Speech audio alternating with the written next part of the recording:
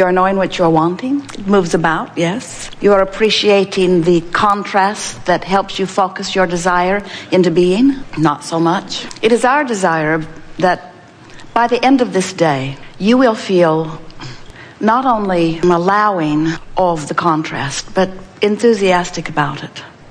Not just tolerating it because you can't do anything about it, but eager about it, remembering how you felt about the contrast and variety of this time-space reality before you made the decision to come. In fact, because of the contrast, you made the decision to come. Because you are a creator, you are an eternal creator. And so you knew from that non-physical vantage point that nothing could be more conducive to a joyful existence than to be on the leading edge of creation. And you knew that nothing could be more conducive to a leading edge, expanding environment than variety from which to choose. Variety in which you can focus your personal preferences. Oh, those are such good words. Your personal preferences. We'll make it even better. Your personal selfish vantage point preferences. All consciousness has a vantage point, even if it's a one-celled organism. All consciousness has vantage point, and all consciousness is perceiving. All consciousness is having experience, and the experience is understood by the consciousness who is having it.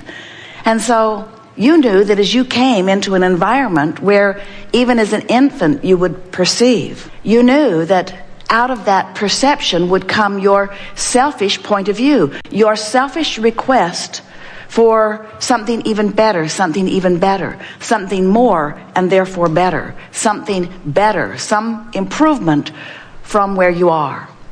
And it is that selfish interest that all consciousness holds that is at the heart of the evolution, just not of your species, but it is at the heart of the evolution of all that exists. It is at the heart of the expansion of that which man calls God. It is at the heart of the expansion of all beingness. And it is at the heart of the eternalness that you and we are all promised.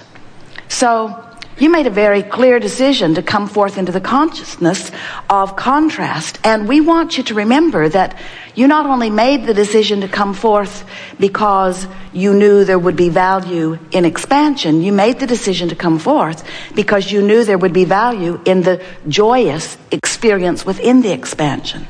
In other words, you knew from that vantage point that you cannot stand still. And you knew that the greatest thrill in life is the reaching beyond where you are. And we want to say to you, when you in your physical body reach beyond what is, do you know that this combination of beingness has never been before in all of the universe?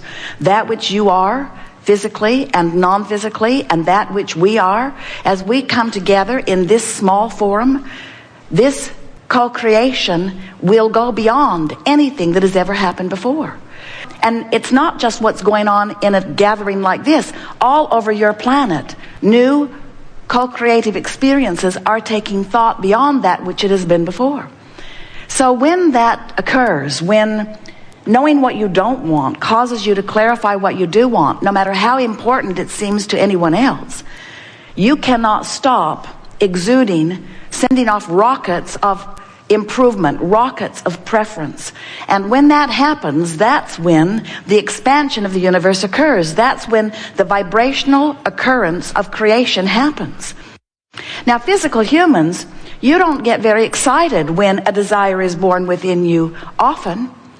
Those of you who have come to understand the power of your creative ability, those of you who have come to understand that when you align with your own desire and therefore offer no resistance, those of you who know that are thrilled in the moment of the birthing of the desire. Oh, good, something to want, something to focus upon, something to bring myself into vibrational alignment with.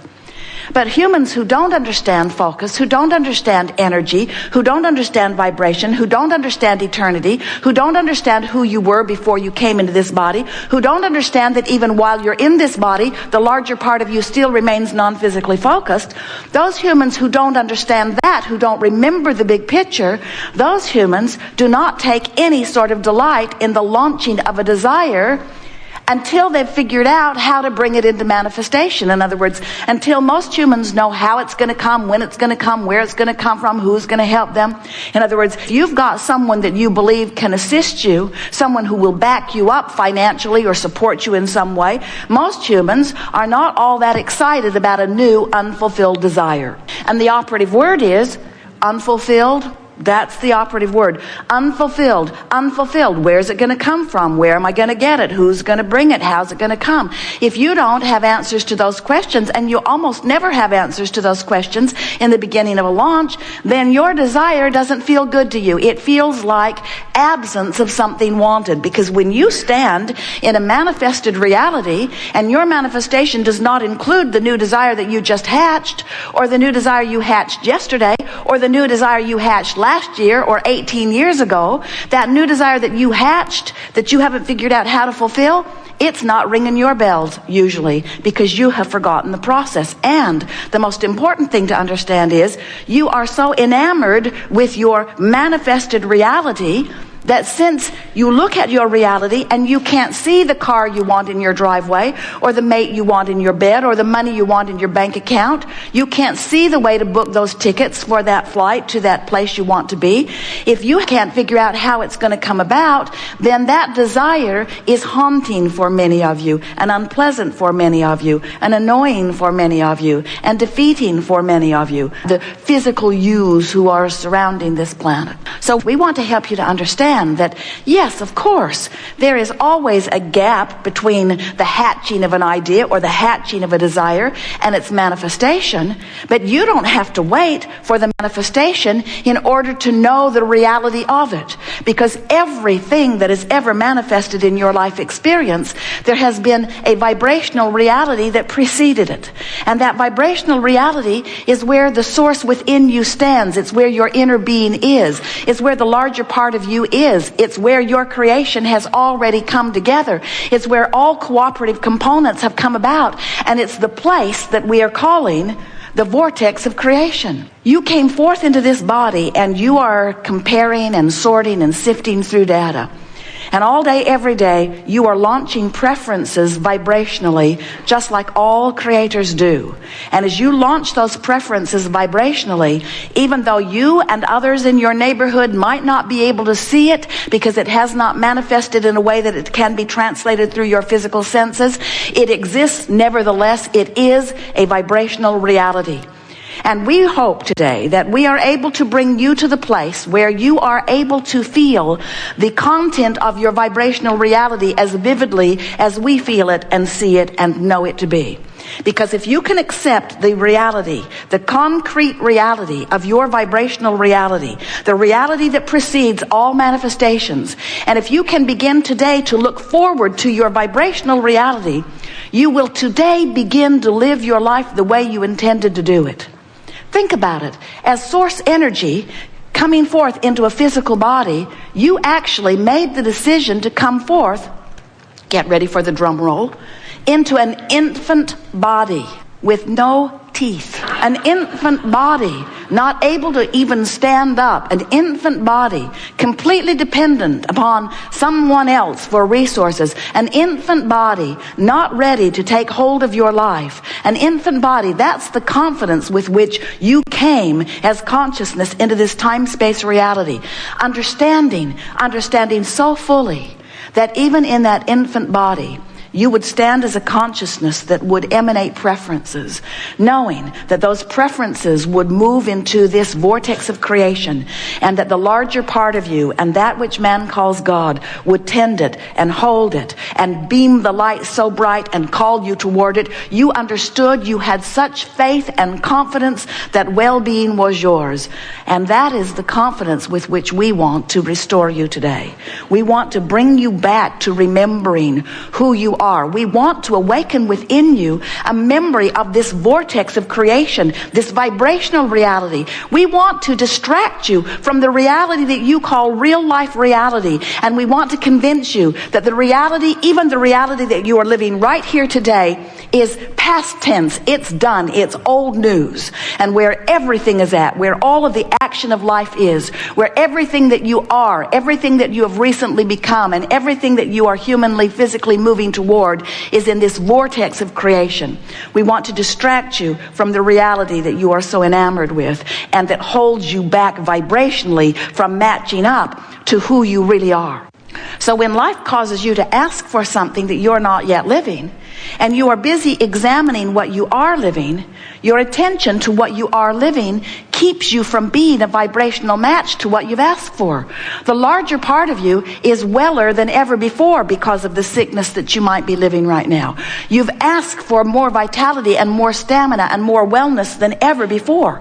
And vibrationally speaking, non-physically speaking, in the vibrational reality, in the vortex of creation, you are weller than ever before. But you often have your attention upon the current manifestation where you're not feeling good, or where the x-ray has pointed out something unwanted, or where the blood test is not giving you the results that you want to see.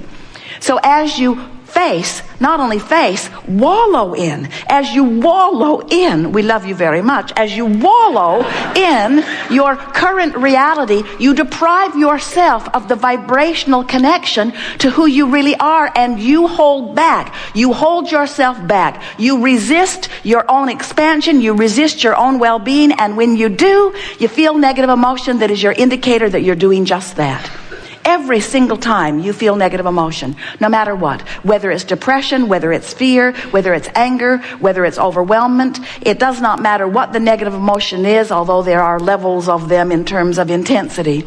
All negative emotion indicates exactly the same thing. It means your life has caused you to expand to a new place, and the larger part of you has taken the expansion and is beaming the signal of it, but what you're thinking about in the moment of your negative emotion doesn't match up. And so you are holding yourself in resistant vibrational accord to who you really are and all that you have become. And until you find a way of letting go of that resistance, you're not going to feel good. You're not going to see the manifestation of what you want, because you're on a different frequency than it is. You cannot set your radio dial on 6:30 a.m. and hear what's being broadcast on 98.7 FM. The frequencies have to match up. And you cannot have your frequency set on I'm sick, or I don't have enough money, or I'm lonely. You cannot have your frequency set there and be a vibrational match to the abundance and well-being and relationship that is not just queued up for you. It is a vibrational reality that you have access to right now